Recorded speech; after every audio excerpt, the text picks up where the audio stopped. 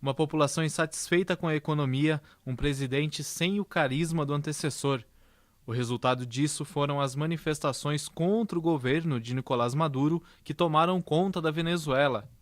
A violência para conter as manifestações somente aumentou a crise do país, que sofre com o desabastecimento de produtos básicos em meio às acusações de Maduro sobre uma possível tentativa de golpe por parte da oposição apoiada pelos Estados Unidos. A crise na Venezuela é o tema de hoje do Ponto de Vista e eu recebo o sociólogo Flávio da Silva Mendes. Bem-vindo. Obrigado. Antes da gente começar a discutir a crise atual, eu queria saber de você qual que é o contexto político e econômico que tem hoje na Venezuela, fazendo um comparativo com o Brasil e outros países da América. Bom, o contexto político e econômico da Venezuela é bem particular, né? A gente posso dividir aí entre o contexto interno e o contexto externo.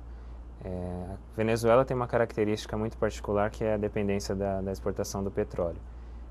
Essa é uma característica que vem desde a década de 20 e 30 do século passado, quando se formou o Estado Nacional Venezuelano, as instituições, o exército. Tudo foi construído em grande medida a partir da renda do petróleo. E essa é uma característica que durante o século XX nenhum governo conseguiu mudar, nem mesmo Chávez com uma proposta de mudança mais profunda. Essa é a principal característica econômica e ela tem uma grande influência sobre a conjuntura política do país. Se você pegar historicamente ao longo do século XX, praticamente quando há uma oscilação maior do preço do petróleo como a que ocorre hoje, ocorre crise política na Venezuela. Se o petróleo está alto, os governos têm maior sucesso, maior capacidade, maior fôlego de controlar os problemas sociais do país. Quando o petróleo cai como agora, esse fôlego se reduz e inicia uma crise política. E aí é bom relacionar que esse contexto econômico atual ele tem a ver muito com uma desaceleração da economia mundial que tem ocorrido. E essa desaceleração ela causa uma queda do preço do petróleo, principalmente de commodities em geral, que são as exportações dos países mais da periferia global. E no caso da Venezuela, isso se acentua muito. Só para dar um dado aqui, 95% da exportação da Venezuela é baseada na renda do petróleo. Então, isso causa problema na forma como o governo sustenta os programas sociais, por exemplo, que são as grandes virtudes do governo que começou com Chávez em 99 e que depois veio com Maduro, sucessor. Você falou que a crise econômica mundial ela é um dos fatores que propiciam isso. Mas a política desenvolvida pelo Hugo Chávez, que ficou no poder por 15 anos praticamente, e o Nicolás Maduro agora ele segue a mesma linha chavista. Isso também não chegou a influenciar? A grande virtude do governo Chávez, e isso nem mesmo a oposição nega no país, são o sucesso dos programas sociais. Isso é uma conquista que o governo Chávez deixou de legado. Só que o grande problema desses programas sociais é que, em grande medida, eles não se institucionalizaram. Eles não são direitos, eles são o que eles chamam de missões. E essas missões elas são financiadas, sobretudo, pela renda do petróleo. Então, elas se mantêm muito dependentes dessa renda. Então, quando ela cai, os programas sociais caem. Acho que a grande crítica que se pode fazer ao governo Chávez, mas que, em grande medida, se faz aos outros governos anteriores, é que se tem uma crença de que a renda do petróleo é infinita, de que o país tem essa riqueza do petróleo que não vai se esgotar nunca, então, no momento em que o lucro do petróleo está alto, não se é investido em programas de longo prazo para desenvolvimento de outras áreas econômicas, por exemplo. Todos os governos entram com esse discurso que eles falam de semear o petróleo, para poder, do petróleo, criar uma estrutura produtiva mais diversificada, mas uma política mais imediatista, que é uma característica do Chávez, mas que também foi dos governos anteriores, impede que esse desenvolvimentismo, de certa forma, seja aplicado no país. Algo que países como o Brasil e a Argentina aplicaram há muitas décadas e que a Venezuela nunca conseguiu por causa dessa dependência da renda do petróleo. Essa escassez que tem, que chega a ter escassez de papel higiênico no país, por exemplo, ela é justamente por causa disso, porque o país ele não investia em outras áreas na indústria ou também no mercado mais aberto, é isso mesmo? Isso é uma característica que praticamente atravessa todo o século XX da Venezuela. Ela não investe, não tem uma indústria diversificada e outra característica grave é a dependência alimentar, porque também a agricultura ela é pouco diversificada. Então, o país depende muito da importação de produtos industrializados ou mesmo de alimentos, e isso é amplo, assim, em qualquer área, a maior parte dos produtos são importados.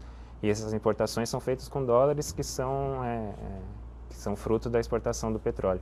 Então, quando afeta a exportação do petróleo, quando tem uma queda como a atual, isso afeta as importações, causa a inflação, ainda tem a especulação interna, porque isso é uma característica que vem de longo tempo. A crise de 89 do Caracaço, que acho que depois a gente pode até falar mais sobre ela, é um bom exemplo disso. Houve muita especulação na época, muitos comerciantes segurando produtos, apostando no aumento de preços da inflação, e isso causa desabastecimento e causa um ciclo vicioso que é difícil do país sair mesmo. E como que o Hugo Chávez ele conseguiu se manter tanto tempo no poder sem ter tanta repercussão, ou pelo menos num curto espaço de tempo, como está tendo com o Maduro, tantos protestos? Bom, aí são vários motivos, né, que dá para ver. O primeiro que a gente pode falar é o carisma. Chávez era uma pessoa que tinha uma capacidade política, um carisma, uma capacidade de aglutinar interesses contrários que Maduro não demonstra ter, pelo menos nesse início de mandato, né? E isso é uma característica importantíssima porque ele é fruto de uma crise política na Venezuela, tanto da oposição quanto da esquerda que ele representa, e ele conseguiu, de certa forma, aglutinar forças políticas que vêm desde a década de 80 em crise. É uma crise dos partidos tradicionais, é uma crise das instituições, uma crise do Estado em geral, e ele, com o carisma dele, ele conseguia, com a habilidade política, reunir, mesmo dentro da base dele de apoio, que vai de militares a militantes de extrema esquerda, e conseguia também um respeito maior da oposição, que sabia que tinha uma força ali. A oposição também, que é muito ampla, também vai da esquerda a setores de extrema direita. E ele conseguia, com o discurso dele, com a habilidade política, aglutinar esses grupos todos antagônicos. Além disso, o período, principalmente a partir de 2004, 2005 até 2010, é um período de alta do preço do petróleo. 2008, 2009 eu acho que é o pico. E ele conseguiu alimentar muitos programas sociais que de fato atenderam demandas da população, da ampla maioria da população.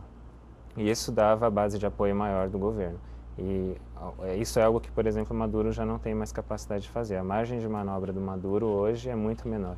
E a agitação política que ele enfrenta hoje, eu acho que provém principalmente dessas duas questões.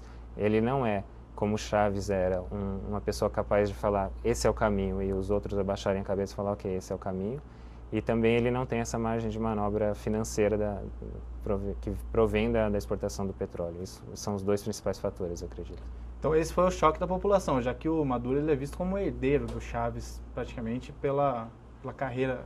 Dentro da política ele é visto como um herdeiro, né? Uhum. Esse foi o erro dele? A gente pode dizer que é o erro dele, ou ele está sofrendo dessas consequências de não ter como controlar a economia do país?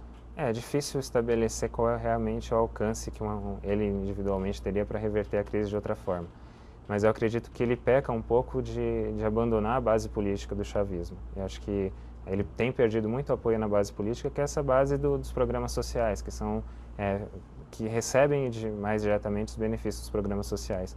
Ele tem combatido a crise com medidas recessivas que, em muitos casos, causam quebra nesses programas sociais. Então, eu acho que a saída que ele deveria seguir, que acho que talvez seria a que Chávez seguiria, era uma aposta mais política, uma aposta nessa base política de mobilização e de manter os programas sociais. Ele não tem optado por esse caminho. E acho que é um pouco essa a diferença, né, que dá para se traçar entre os dois. Talvez o erro dele em relação à base chavista, que é o que ele está perdendo de apoio, que o país é polarizado muito. Assim. Se ele conseguisse manter a base de apoio dele, ele teria maior fôlego político, inclusive, e o partido dele, o PSUV, teria maior fôlego nas eleições legislativas que estão próximas. Mas acho que ele tem se equivocado em perder essa aposta na base política do chavismo. A oposição ficou mais forte depois da queda do Chávez? Ah, sem dúvida. Ficou mais forte, mas não necessariamente mais unida.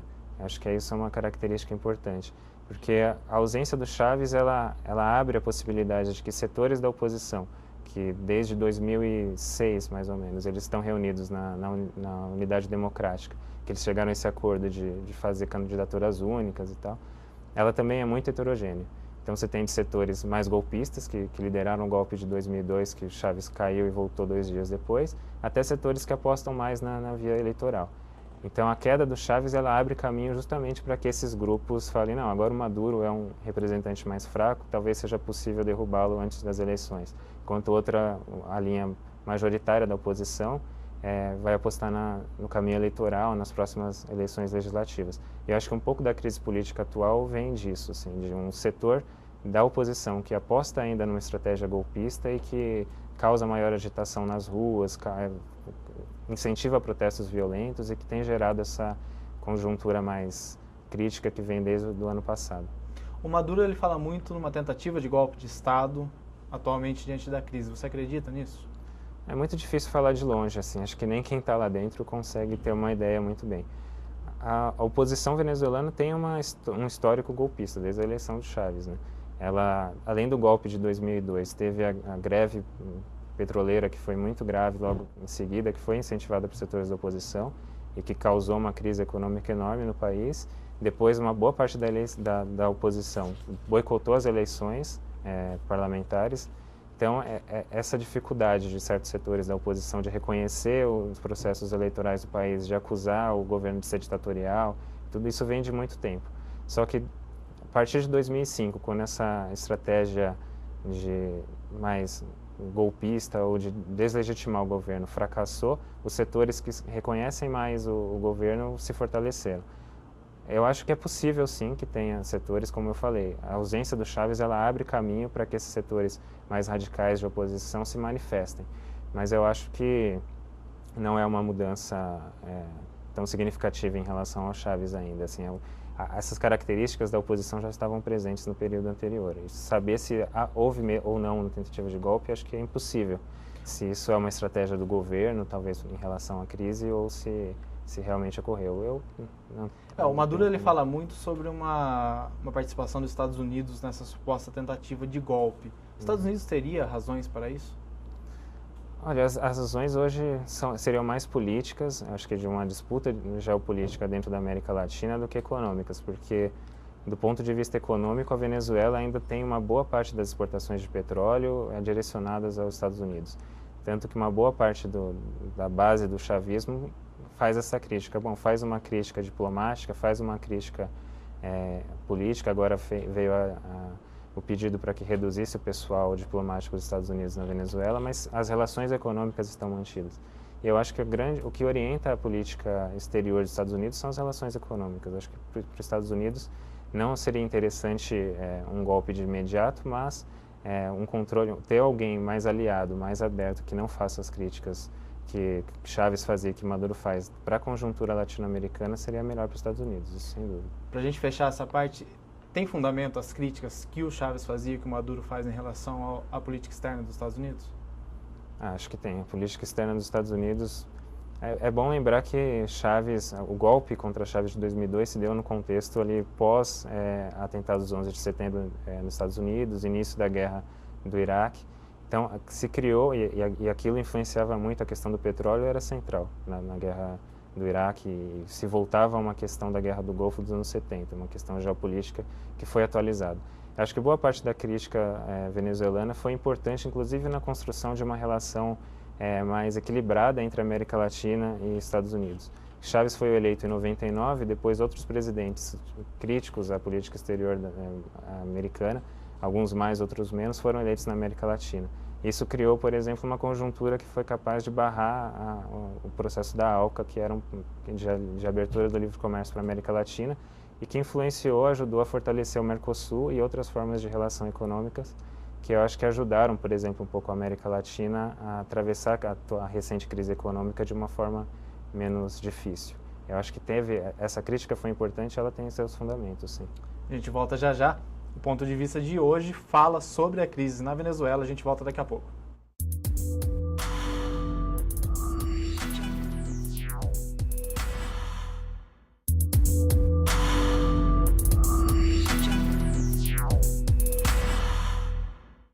Voltamos com o ponto de vista falando sobre a crise na Venezuela. A gente vai ver um vídeo agora com a opinião de dois vereadores aqui da Câmara de Campinas sobre as declarações do senador Aécio Neves, do PSDB, sobre uma possível omissão do governo brasileiro em relação à crise na Venezuela. Eu tenho clareza de que o governo acompanha com bastante preocupação, com bastante cuidado e atenção a situação de acirramento político que vem acontecendo na Venezuela. A gente tem uma crise que ela se dá no plano econômico, ela se dá no plano das instituições. A Venezuela hoje é um país muito dividido, muito radicalizadas as posições, e acho que o governo brasileiro tem que, ao mesmo tempo que acompanhar de perto e se manifestar quando vê qualquer infração às instituições democráticas na Venezuela, o governo brasileiro deve, ao mesmo tempo, também preservar a soberania desse país, que é um país irmão. A gente não gostaria de ver um país que está ao nosso lado tentando interferir na nossa política interna, e eu acho que, da mesma forma, o governo brasileiro tem que manter essa distância saudável da política interna venezuelana. Isso, de modo algum, representa, é claro, omissão ou negligência em relação ao que quer que aconteça lá, né? O Itamaraty tem diversos canais de diálogo com a Venezuela, e acho que, pelo que eu entendo, o Itamaraty tem utilizado desses canais para dialogar com o governo Maduro e tentar garantir que a situação na Venezuela, embora tensa, não acabe caminhando para uma situação de mais radicalização e mais violência. A posição do nosso presidente, o senador Aécio Neves, é muito clara, uma vez que o Brasil tem, nos países da América Latina, seus parceiros, né? São países vizinhos, e nós não podemos aceitar que o país, da forma que vem sendo tratado o relacionamento Brasil-Venezuela, continue a fomentar certas formas administrativas, parcerias políticas, que não são aquelas que a democracia exige de país moderno que nem hoje. Então, hoje a fala do nosso presidente vai de encontro com a necessidade do país, do Brasil, rever essa parceria com a Venezuela, onde que ele fomenta certas atividades, certas formas de fazer política naquele país que vem de encontro, que não aquele esperado pela população brasileira. Nós esperamos que o país nosso, o Brasil, tenha sim parcerias, tenha um alto grau de relacionamento com os nossos vizinhos,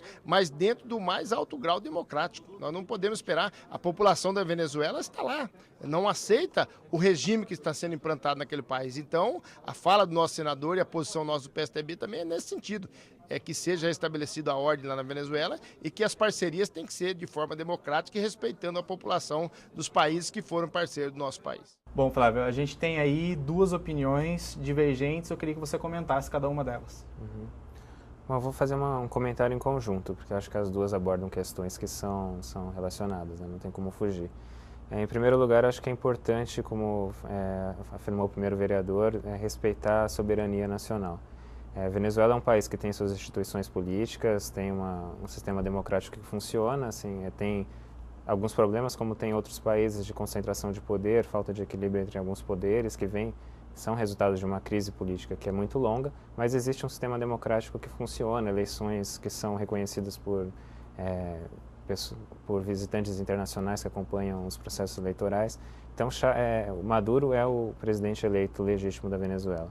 Então, o governo brasileiro tem que reconhecer a sua autoridade no país, tem que, de fato, ter uma preocupação com o acirramento político que existe lá, porque isso pode causar uma destabilização maior do governo a longo prazo, mas tem que respeitar a soberania do país. Acho que essa é uma característica importante e, nesse sentido, o governo brasileiro tem adotado uma posição correta.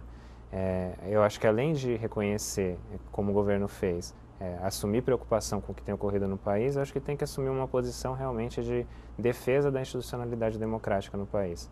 A Venezuela é membro recente do Mercosul e uma das cláusulas para que o país pertença ao Mercosul é que haja um sistema democrático, eleições corram de forma legítima, correta, e isso tem ocorrido no país. Não ocorreria com um golpe que derrubasse Maduro. Então, acho que o governo brasileiro tem que, de fato, reconhecer essa preocupação e ainda afirmar uma defesa da institucionalidade democrática contra qualquer estratégia golpista.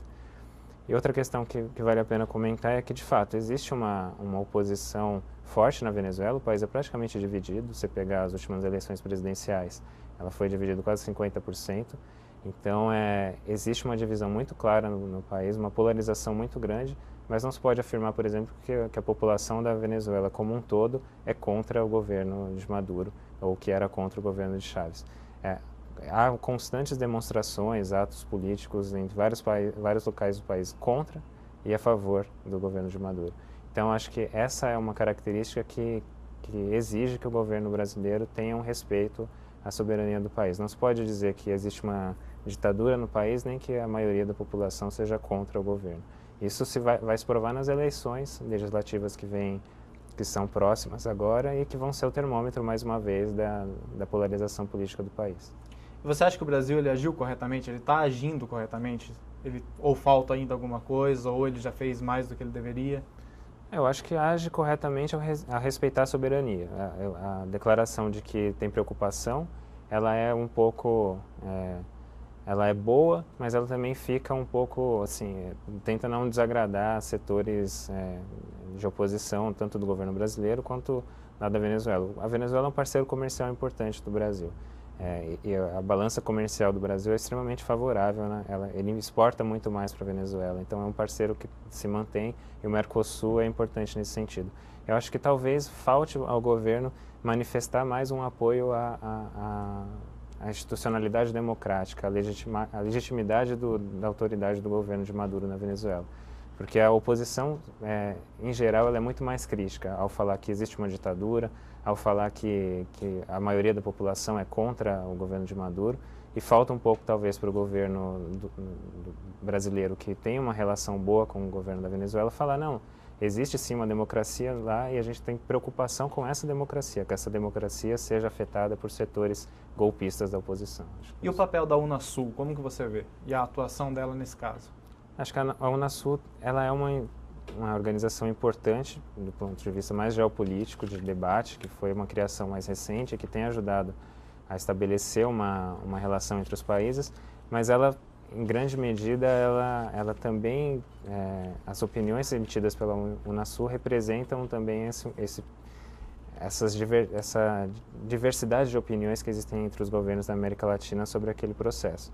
Há uma tendência mais favorável ao governo, mas se você pegar, por exemplo, as declarações que foram fruto das reuniões mais recentes, um pouco talvez afetadas pela eleição presidencial no Brasil, elas são mais também, são menos incisivas, são mais de, estamos preocupados, mas que não tomam uma posição mais clara em relação ao que ocorre no país.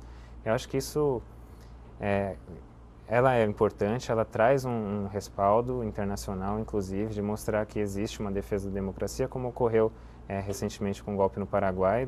Os países estão unidos para defender uma ordem democrática, evitar que se volte aquela onda de ditaduras e crises políticas de décadas anteriores, mas ela ainda possui baixa representatividade, assim, ela não não emite uma opinião que realmente pese geopoliticamente, né? Como esses países gostariam, como por exemplo, era a proposta de política internacional do governo Chávez e que Maduro um pouco tenta dar continuidade, de que esses países do Sul tenham mais voz no debate político internacional. Ela ainda não cumpre esse papel, talvez venha a cumprir mais para frente. Na sua opinião, como que o Maduro pode reverter essa situação que já vem desde o início de 2014? Bom, existe é difícil, é uma reversão. Ele fica um pouco refém da questão do petróleo, né? A característica econômica do país é essa de um país que sempre depende do petróleo e que corre das crises. Quando a crise não tem crise, se avança em vários aspectos. Quando chega a crise, você freia aquele crescimento e fica correndo da crise. Essa é uma questão que só poderia ser modificada no longo prazo. Eu não vejo. Chávez não modificou em grande medida isso durante o seu governo e Maduro parece não ter condições também nesse curto prazo de fazer essa mudança. Por isso eu acho que a grande aposta do governo tem que ser na política mesmo, de continuar apostando em programas sociais, continuar direcionando uma boa parte dos seus esforços para redução da pobreza, que reduziu em grande medida durante os anos de Chávez, mas que agora com essa crise econômica vem crescendo novamente. Então tem que manter o foco nessas políticas sociais e que são mais imediatas, porque de fato existe uma boa parte da população que ainda vive em condições de pobreza extrema. Isso é emergencial, tem que ser feito no curto prazo.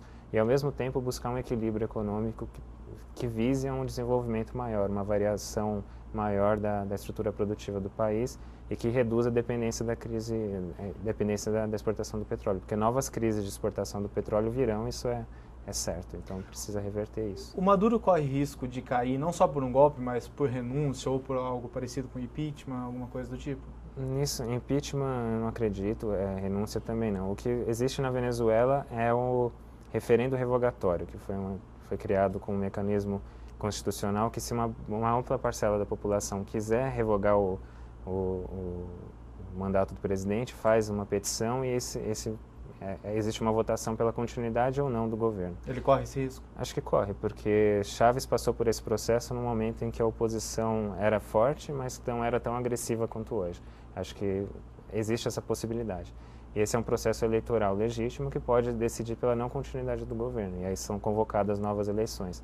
Mas renúncia ou qualquer coisa que venha do próprio governo de declarar uma incapacidade e abrir mão do governo, eu acho impossível, assim, não existe essa possibilidade. A gente volta daqui a pouco.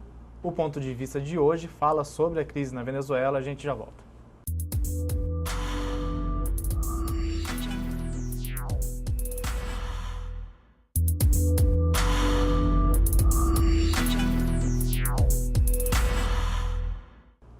Estamos de volta com o ponto de vista falando sobre a crise na Venezuela. Flávio, acho que a gente já matou praticamente todas as questões referentes à crise atual, mas você tem um livro que chama Hugo Chávez em seu Labirinto. Você viveu na Venezuela por um tempo e você faz o seu doutorando em cima desse tema. Quer começar falando sobre o livro, depois sobre a sua experiência lá e o que você estuda no geral? Sim, eu fui para a Venezuela em 2009 para fazer a parte de campo de uma pesquisa de mestrado em Sociologia que eu fazia pela Unicamp, dedicada à formação do movimento bolivariano. O movimento bolivariano ele é um movimento que surge na década de 90 oficialmente, liderado pelo Hugo Chávez, e que tinha uma perspectiva de crítica maior aos programas econômicos e políticos que eram aplicados no país entre o final da década de 80 e o início da década de 90. E eu fui para o país um pouco para tentar entender esse processo, porque daqui de longe a gente tem muita dificuldade, falta material, falta conhecimento sobre a história política do país. Então o livro um pouco ele acaba refletindo essa trajetória. Assim, o primeiro capítulo principalmente é dedicado à questão de retomar qual é a origem da democracia na Venezuela, que remonta à década de 50, e qual foi a marca dessa democracia da década de 50 até a chegada do Hugo Chávez no poder. E essa, como eu falei antes, assim, ela traz muito essa marca da dependência do petróleo, principalmente na década de 70, quando o petróleo estava em alta, que teve a crise do petróleo de 73. Foi o auge da social-democracia na Venezuela. Em 40 anos, apenas 2 partidos chegaram à presidência no país, então eram partidos muito fortes, muito representativos, era um sistema político com um apoio muito forte. E eles entraram em crise na década de 80 justamente quando veio a crise do petróleo e a crise da dívida na América Latina e todo aquele processo que atingiu todo o continente. Isso causou uma crise dos representantes políticos tradicionais, dos partidos, que acho que o auge dessa crise é o Caracaço, em 1989. Foi uma onda de protestos contra... Isso são quantos anos antes do Chávez tomar o poder? Chávez chegou foi eleito em 98. São 10 anos. Esse também é um processo que eu analiso no segundo capítulo, principalmente do livro.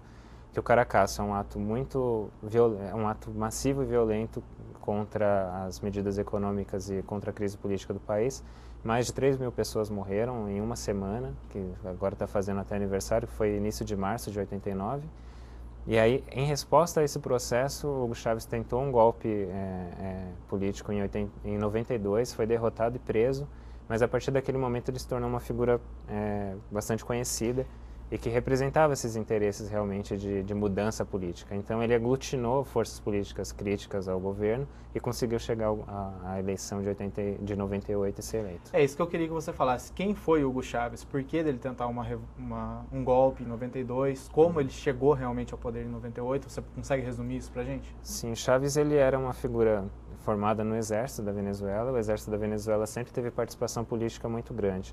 Você pegar a história do país no século XX, o exército sempre esteve presente. Em 59, quando começa o período democrático, é a derrota de uma ditadura militar no país. Então tinha uma cultura dentro do exército de política muito forte, de que o militar ele tem o dever de intervir quando existe uma crise política no país. E Chávez vinha dessa tradição e com características de esquerda. Ele tem uma formação dentro da esquerda, de certa forma familiar um pouco, e ele conseguiu, durante a crise da década de 80, criar laços com partidos de esquerda muito pequenos, que não tinham representatividade política no período do auge da social-democracia, mas que naquela crise começaram a ter uma representatividade maior. Então ele conseguiu aglutinar esses movimentos todos, gente que em grande medida nem concordava muito com ele, depois muitas cisões ocorreram, mas que deram apoio porque viam no carisma que ele conquistou, principalmente depois da tentativa de golpe de 92, a possibilidade de derrubar aquele sistema que vinha em crise de alternância de poder entre dois partidos. Então ele tem essa característica, ele tem uma coisa do nacionalismo militar, da intervenção política, de considerar isso um dever do militar, e tem contatos com a esquerda. Ele alia esses valores que são até um pouco contraditórios, se você pegar historicamente, mas que permitiram até a aliança que ele construiu em torno de si. Você também analisou a cobertura da imprensa brasileira em relação à Venezuela, principalmente no governo Hugo Chávez. Como é que você vê a cobertura, como é que você viu a cobertura durante o período Hugo Chávez, como que você vê hoje com o Maduro? Qual a posição da imprensa brasileira? Bom, acho que se conserva uma característica, em grande medida ela é baseada em baixo conhecimento sobre o processo político do país, sobre a história política do país. Ela, em grande medida, a opinião da imprensa brasileira reproduz críticas que são veiculadas internacionalmente, seja pela imprensa norte-americana, seja a espanhola tem muita influência sobre isso. E, em grande medida, elas mostram um desconhecimento sobre o processo político do país. São críticas, quando se fala, por exemplo, de que há uma ditadura no país, não há. Assim, a experiência que eu tive lá, ela é até um pouco, ela é boa nesse sentido, porque eu vi na TV, em canais, que tem canais de notícia que tem a sua programação toda dedicada a fazer oposição ao governo, estão abertos, e que líderes políticos da oposição vão a esses canais chamar atos que levem à derrubada do presidente, que levem ao cerramento da disputa política. E esses canais são veiculados. Assim. Fala-se muito de controle da mídia, de tudo isso. Eu não senti isso lá. Não senti que isso pese. Então, essa informação que chega da imprensa para a imprensa brasileira, nessa cobertura que vem desde 99, mas mais principalmente da segundo mandato do Chávez até hoje, Maduro, ela não representa boa parte da realidade política do país. Justamente a minha segunda pergunta seria isso, porque o que se noticia aqui no Brasil, principalmente tem uma notícia recente, no começo desse ano aqui, acho que de fevereiro, do El País Brasil, falando que a opressão com a imprensa vai terminar com o último jornal de oposição que tem lá na Venezuela. Então você não chegou a ver isso lá. Isso então não seria, a cobertura da imprensa brasileira não seria um reflexo da opressão sofrida pela imprensa de lá? Não. Quem é da oposição sempre vai falar que está sendo reprimido, que está sendo perseguido. Mas eu não vi isso lá. Esse é um discurso que é em grande medida usado por setores da oposição. Setores da oposição que tentam desqualificar e deslegitimar o governo, tanto de Chávez e agora de Maduro, que não são todos os setores da oposição também, mas que são setores que são muito ouvidos, sabe? Tem muito espaço. Eu não senti isso lá, não senti perseguição, eu até me assustava com a liberdade que alguns setores da imprensa têm para chamar discursos violentos, e até alguns, na época de Chávez, tinham discursos preconceituosos em relação à origem indígena do Chávez. E tudo isso era veiculado na TV aberta, em canal de notícia que sustenta em grande parte a oposição que segue. Os atos mais violentos recentes, esses atos são alimentados por políticos da oposição que têm esse espaço aberto. E o que acontece é que há uma polarização muito grande no país, que segue para canais estatais, canais públicos, eles um pouco tentam rebater. Então não existe canal público, de certa forma, existe o canal do governo, existe o canal da oposição, que são os canais privados. E esse embate segue, mas não há uma perseguição. Acho que o que o governo tentou fazer foi equilibrar com seus meios de comunicação essa disputa política. Eu não acho que isso também seja correto, porque o que falta também na Venezuela é um espaço público de debate, algo que permita um debate mais saudável entre os setores. Mas nesse clima de polarização, cada um usou a estratégia que tem à disposição e as duas são extremamente violentas. A gente já está terminando, Flávio, você quer completar alguma coisa, deixar algum assunto que a gente passou batido? Só realmente frisar isso que eu falei já em outras respostas. Acho que o caminho para a Venezuela superar essa crise e superar as características que vêm de longa data no longo prazo, mudar a sua base produtiva, mudar a dependência em relação ao petróleo e criar alternativas a isso. É muito difícil. Se Maduro for derrotado e assumir um governo de oposição, a gente vai ver esses mesmos problemas se repetirem caso essa mudança não seja feita. Tá, joia. Muito obrigado pela presença. Eu que agradeço. Esse foi o Ponto de Vista, que discutiu sobre a crise na Venezuela. A gente volta no próximo programa.